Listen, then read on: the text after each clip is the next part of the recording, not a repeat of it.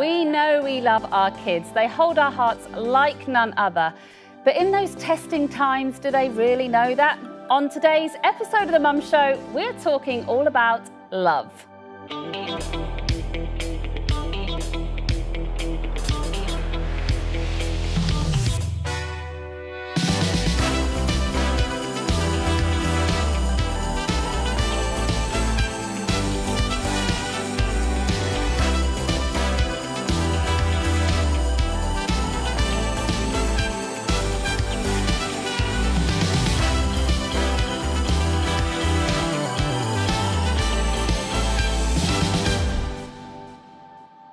Hello, a very warm welcome to The Mum Show. My name's Marina and I'm joined today with Becky Denharder from Care for the Family and child psychotherapist Emma Brown.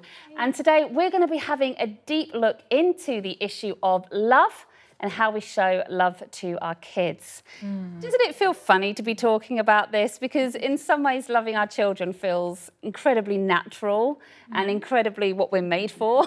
It's just like, we can feel overwhelmed by how much we love our kids often. Yeah. But sometimes as well, it can be tough and we need to zone in a little bit more perhaps. Yeah, well, I think our children tend to, I think we feel the most emotionally connected to our children, but they can always, I think our children can also trigger us the most. So we can show the most amount of love, they also probably trigger the most amount of frustration or stress or even anger sometimes. So I think it's important to it's an important topic to think about because it's not just about us loving our children, it's how they experience that. That's it. We don't always feel love, do we? So we know we love our children, but there are often times, I think I could probably say I don't feel that love inside me. Just there are more powerful circumstances. emotions. There are, but actually I still love them, and I want them to know that, and that can be tricky. It can be. I'm curious, what are some of the things that you guys do in your homes when you feel like love levels are kind of depleted? Is there like a go-to thing? For me, it's everybody on the sofa, watch a movie, everybody cuddling in tight together, laughing together, cheeks nice and close. That's something in my family that seems to help us all just feel the love, feel the love in the room a little bit more. I think as a natural introvert, if I am feeling depleted in any way, but even in terms of love, then I need to recharge first. So I will need to go and have some time in and some time away, and some reflection time. Might go for a walk, anything, I guess, to kind of help myself regulate and to be able to come back into be intentional, because love is a feeling. And I think when our babies are born, it's no accident that as mothers we get flooded with the hormone oxytocin, because that actually is the hormone of love. So that happens because we are designed that way to fall in love with our babies. It doesn't always happen that way, but for most mothers we do get flooded with that feeling. But that doesn't, like you say, there are other times throughout our children's childhoods that we're not flooded with the oxytocin. So how do we then show that love, and how do it has to be intentional in the same way that it does with sometimes our parents, our partners, our siblings, our friends even. Sometimes that love has to be intentional, doesn't it? It's a choice. I think actually acknowledging that is really important as well, because you can feel guilty, can't you, if you feel like, you're not providing your child and that moment, even that can start to evoke feelings of shame, or I'm not a good mum, or I shouldn't be thinking this, or I shouldn't be feeling like that. But if we all just bring our honest selves to the table, there are times when we do have to put in our best effort, really, and know how to communicate love to our children in a way that they experience it. Yeah, I think a really interesting phrase that we use is that love is spelt T-I-M-E. Time. And time and our words actually are so important, and you do that naturally as a mum. Even when you don't feel very loving, you are spending time cooking dinner or doing things for our children, or trying, the little things that kind of make life work, I think. Yeah. I think what really interests me, you saying that, I literally had a conversation with my children. My children don't experience love from me through my servitude to them. They really don't. I wish they did, because then I would be like top-ranking love person in the family. But I can work really hard, and then their dad can take them outside for 20 minutes. 20 minutes. They've had my attention all day.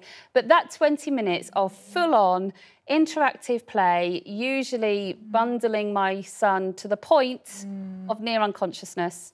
He doesn't, but, you know, as a mum, you're looking at it going, that's really bundling now.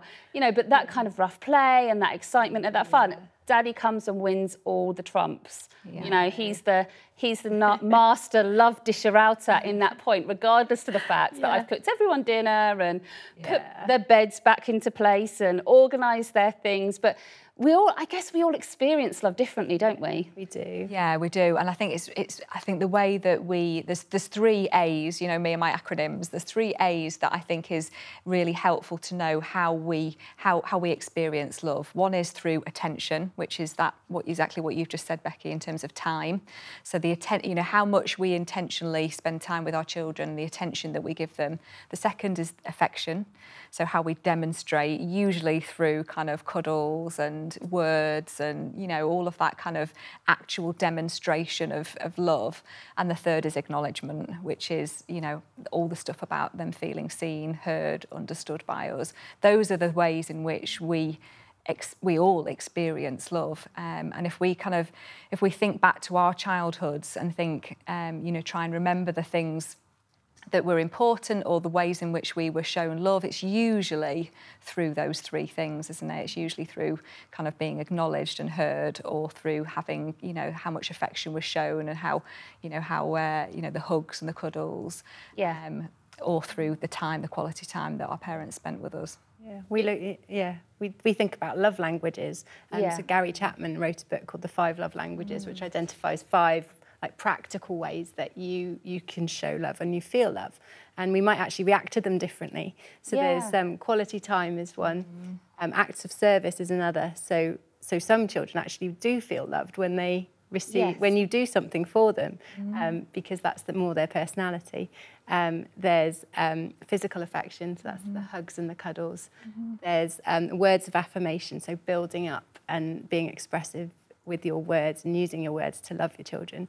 And then the 5th one is disappeared from my head. Gifts. That's it. Gifts. Yes. Oh, my husband is that one, without a doubt. Absolutely. I always feel like that's a cheeky one. Are we really allowed to say that? Yeah. Well, they don't have to cost anything. So I know some children who, my friend, every time they go away, if he's near the sea or if he's just even in a hotel room, anything like that, he'll grab the notebook or some shells or pebble off the beach, and that's enough. It doesn't have to cost money. It's just because you were thinking of them when you were away somewhere else and you gave them something because you were thinking of them, and that actually makes a big difference.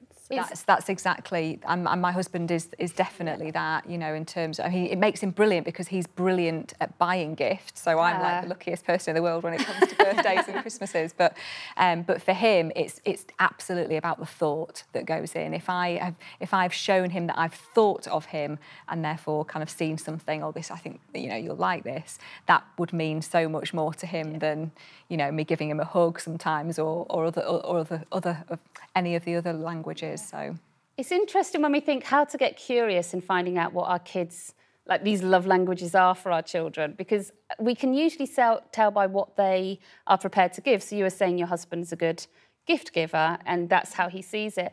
I have a nephew who's 13, and since as long as I can remember, every time he sees his cousins, of which he has many, he makes a present. And maybe he makes them each a paper aeroplane, or he makes them each, you know, like an origami thing, or, you know, just something really simple that he'll make them all. And my children really noticed this, and I kind of hadn't thought about it too much because, you know, I was catching up with my sisters. But the last time that they caught up, because we all live in very far away places, the last time that we saw him, my son had bought a Hot Wheels car for him. And I was like, he's 13, he doesn't need a Hot Wheels car. But I'm sure his younger brother, who is 6, would love a Hot Wheels car. You know, why? Just curious about why he decided to give it to Luke. And Reuben said, oh, Luke will want this. This will mean a lot to Luke. And I was like, oh, OK. And I watched him give it, and Luke was just couldn't believe how precious this car was. Wow. Oh, I'm going to keep this, Reuben. I'm going to put this in my pocket. And when I commented it to my sister said, actually, Ethan wouldn't be that bothered because he's got loads of Hot Wheels cars.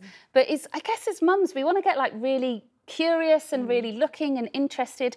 You know, how are you showing love? Because I'm guessing that quite often that's giving us a clue about how they experience it too. Yeah, because I think we naturally show love in the way that we like to receive love. Yes. So we're not necessarily getting it right, because I will default to giving lots of hugs and kisses because I need hugs and kisses. So when I'm sad, I need a hug from a friend. You know, that means more to me than if they, you know, tried to talk me through a situation. Yeah. But if they just give me a big hug, I can feel like the weight lift off. And so I will naturally give hugs more so than I might praise the things that they do well, or to just remind them that I love them with my words and those sorts of things. So so I have to look at them and their characters, and that's quite hard to do. But you're right, definitely looking at how they show love to other people is a really good clue. I think one thing that we probably don't do, which we could do, is ask for feedback. You know, just the simple act of sitting down, obviously age appropriately, with your child and saying, I want to love you in the best possible way that you need. Can you help me? Can you help to tell me the things that I could do differently or I could do better to show you how much I love you? And actually find out, you know, you can do this with your children at any age really, even if they're really grown up, or, you know, as soon as they can kind of, you know, have some language, you know, just find out, be curious with them and get that feedback. And then once you've got the feedback, the next day, do it. Just put it into practice. Yeah. So if they've said, actually, Mum, you know, I'm imagining doing this with my daughter. So food is a big one for her, and she loves it when we have like really home-cooked foods. So I know that she would probably say to me, you know, cook me more nice meals, and it's not a strength of mine. So I have to be I'd have to be really planned and organised and you know, making sure. But I know that would demonstrate a huge amount to her if I did that. So I think that's something that we could all do, isn't it? And not only just with our children, we could maybe do it with our partners or our other loved ones. I used to play a game with my kids because we'd always play this game where you say, oh, who do you prefer, Mickey Mouse or Minnie Mouse? Who do you prefer, this or this? And just used to play it all the time when they were tiny. Maybe because I was pretty much exhausted and it was like a game we could play sat down on the sofa. And so I just asked them loads of questions. And I decided at one point to change my questioning to find out about what they prefer in how they receive love from me. And I used to say things like, do you like it when Mummy says, come and have a cuddle? Or when Mummy says, you know, Lilia, you're amazing. And Lilia would be like, come and have a cuddle. And Reuben would always be like, Reuben, amazing. And it was really interesting because, you know, and I think because, like, for my son, he has a language disorder, and I instantly took it that what he wanted from me was cuddles. And so I would cuddle him constantly. Oh my gosh, no child has been cuddled as much as that boy. You know, he was always being cuddled. And my daughter was very, very articulate, very quick to speak, very quick to get into deep conversations. And so I would always talk to her whilst cuddling my son. And I'd be like, yes, darling, that's so fascinating. You're so wonderful. I'm so interested in you, whilst stroking and loving my son. And it wasn't until I played that game that I found out it was the other way around. And I was like, wow. Oh, wow, we've been getting this all wrong. So I kind of switched and I was like, Lilia, come and have a cuddle. Reuben, you're amazingly awesome. I'm so interested in that. But, you know, and my son, he'll want me to go for a walk with him and just tell me everything. And it's at that point where I realise, you know, he wants me to be interested. He wants to know I've got questions to ask him. But the power of that curiosity, you know, what you're saying, Emma, and taking that time, I just feel like if I'd have gone by what I thought, like intuitively, I'd actually totally miscalculated and would have got it wrong. I don't think any of it's wasted, though, either. No, no, true. Because I think our children actually need all of them, don't they? Yeah. I think, but they just particularly feel. Yeah, absolutely. And he is also still a cuddly boy. Yeah. And she also likes to hear great words of affirmation. It's like, it's a balance, really, isn't it? Yeah, it's interesting because my eldest, it really, really struggles with physical contact and affection, but she still needs it. but I have to be so attuned to those moments where it's okay. So I would always ask permission before just scooping her up like I do my youngest. And often she just has to look at me a certain way, and I'll say, Libby, do you want a hug? And then we'll come in for a hug, and that feels okay. But ordinarily, she struggles with that, but she still needs it. So yeah, you're right. We all need all of it. It's a big and a powerful emotion that can really. It's more than emotion, isn't it? But it really can set our children up into such a place of security and belonging and connection, which is really beautiful. What happens in those moments where we are stressed out and maybe not consciously knowing what our child needs to receive from us, we withhold it? It goes back to that kind of reacting, understandably reacting from an unconscious, automatic place when we're triggered by something. So often we might, and we, like we've said, we love our children. There's no doubt about that. But sometimes our children don't experience being loved by us because they feel, because of our reaction or responses to them, they feel not good enough, or not, like they've let us down, or they've disappointed us in some way, and that in their minds might equate to, maybe I'm not lovable, or my mummy doesn't love me as much today as she did before. I know that I've had to, I think sometimes it comes down to expectations. So, for example, my eldest is super organised, super kind of like focused, and I've never ever had to ask her about homework. I know this is a dream, obviously, but I've never had to ask her about homework. She's always just had everything that she needs for that day. And so my youngest is now at high school, and I just stupidly assumed that we'd be on the same track. Yeah.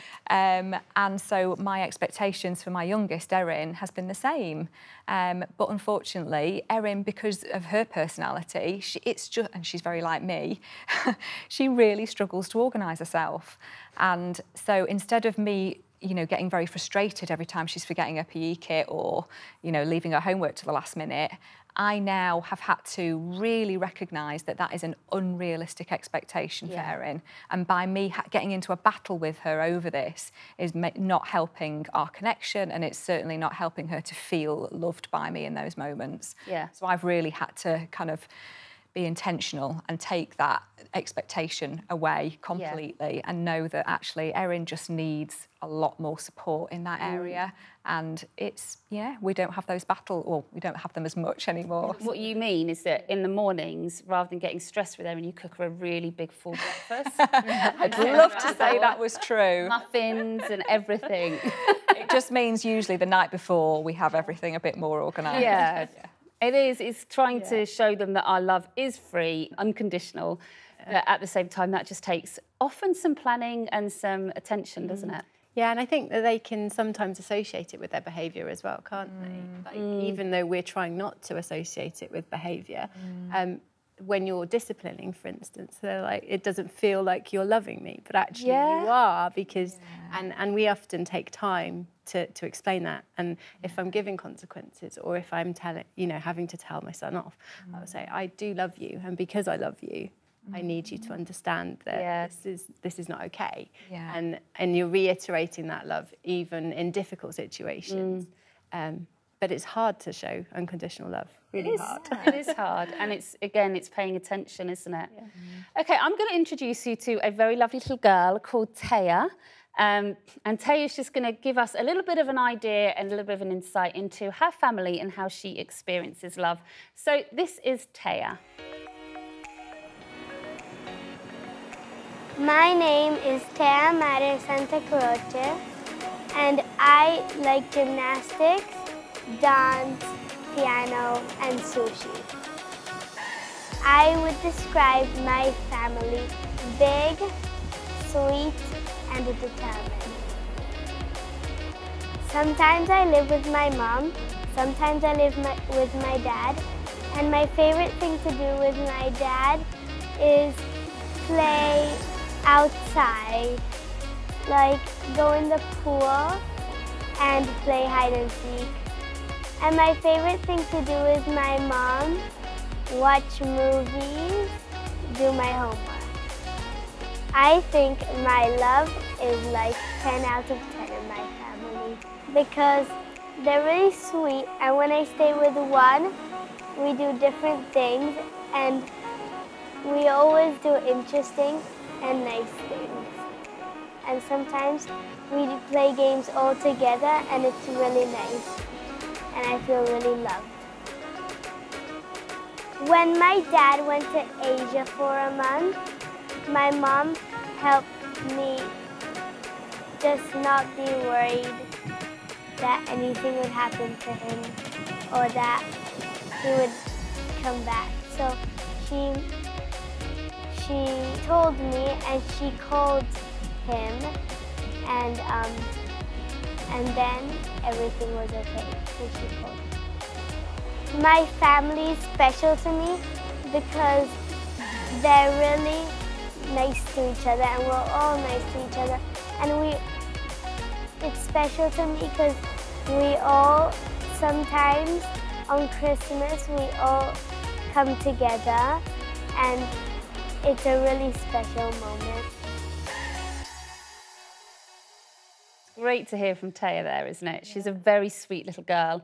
I think I find her story really interesting because we've talked a lot about secure love and, you know, unconditional love and perfect situations almost. We imagine, don't we? Sort of like building this in the ideal scenario. And I love the way that Taya describes her family as having 10 out of 10. 10 out of 10 love, she says. But actually her parents are recently separated, and there's times when her dad has to go away for work for months at a time when she doesn't see him. There are times when she's switching between the two houses. As adults, I don't think we would go, oh, well, that's the perfect situation for a secure love. And yet, they are really managing to do a very good job of cultivating that. What do you think it is that, you know, contributes to building this secure love in a child, even when, you know, some of those things we would like to think would be there aren't there? I mean, I think it's clear to me that Taya has had that early secure base that we've talked about before on the Mum Show. So she has grown up and been able to internalise that sense of feeling loved, feeling valued and feeling cared for because she has received that. You know, she's received that from two responsive, sensitive caregivers, even though those caregivers are no longer together. She's received that love, she's internalised it so she can love herself. And because she's internalised it, she's also able to love others. So she's not only, I am lovable, she's also got that internal sense of, I am lovable and I can love other people. Yeah, and that's really clear just from how she just exudes that, doesn't she? But I think it is so hopeful and helpful to hear that even when families separate, which they do, that a child can still feel loved, secure, and grow up to be happy and healthy. And because I think we worry so much, don't we, about particularly the events and the situations that, you know, particularly thinking about this last year during the pandemic, we're all worried about how that impacts on our children.